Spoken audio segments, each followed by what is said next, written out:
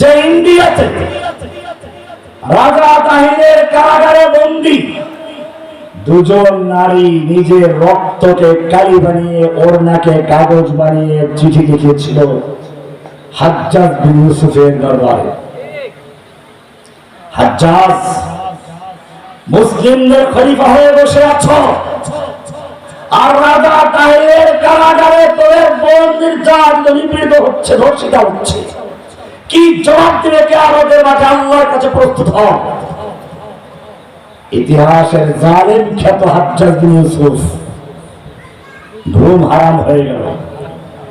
নিজের আপন ভাতিজা মাত্র 16 বছরের যুবক মোহাম্মদ বিন কাসেমকে ডেকে ঠান্ডা হাতে দিয়ে বলল, যাও, তোমার সঙ্গে সৈনিক দেওয়া হলো, যে অস্ত্রের প্রয়োজন নিয়ে যাও। আমি চাই রাজা তাহিরের কারাগার থেকে ওই বোন দুটিকে উদ্ধার করে নিয়ে আসবে।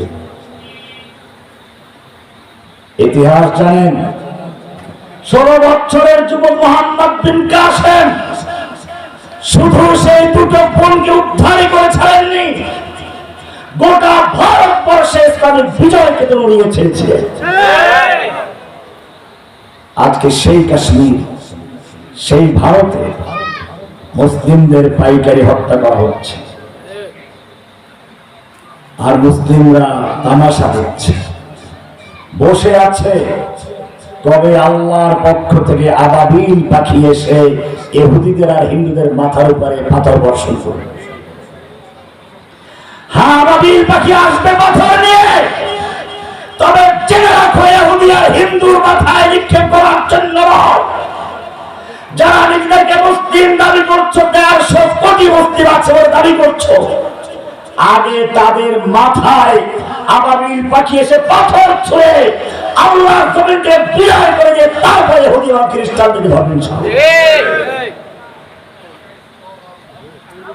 আল্লাহ তাআলা পরিষ্কার বলেছেন, ইল্লা তানফিরু ইউআযিবুকুম আযাবান আলীমা ওয়া ইস্তাবদিল কওমান গায়রাকুম। যদি তোমরা আল্লাহর দ্বীনের পথে জালিমদেরকে ধ্বংস করার জন্য, মাজলুমদের সাহায্যের জন্য এগিয়ে না আসো, ইল্লা তানফিরু ইউআযিবুকুম আযাবান আলীমা, আল্লাহ তোমাদেরকে মর্মন্তুদ শাস্তি দিবেন, ধ্বংস করবেন। দুশমন তোমাদের উপরে গোলাবর্ষণ করবে, তোমাদের দেহগুলো ছিন্ন ভিন্ন হয়ে উঠতে থাকবে। হিন্দুরা তোমাদের মা বোনদেরকে ধর্ষণ করবে। ইউআযিবুকুম আযাবান আলীমা ওয়া ইস্তাবদিল কওমান গায়রাকুম, তোমাদের ধ্বংস করে দিয়ে তোমাদের পরিবর্তে অন্য একটা জাতিকে তোমাদের জায়গায় নিয়ে আসবেন, যারা তোমাদের মতো হবে না। সুম্মা লা ইয়াকুনু আমসালাকুম।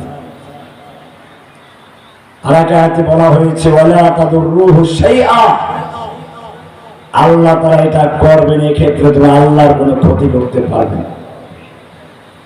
জেনে রাখবেন, আজকে ফিলিস্তিন আমাদের গোটা মুসলিম বিশ্বের জন্য পরীক্ষা। তারা উড়ে গেছে আল্লাহর কাছে,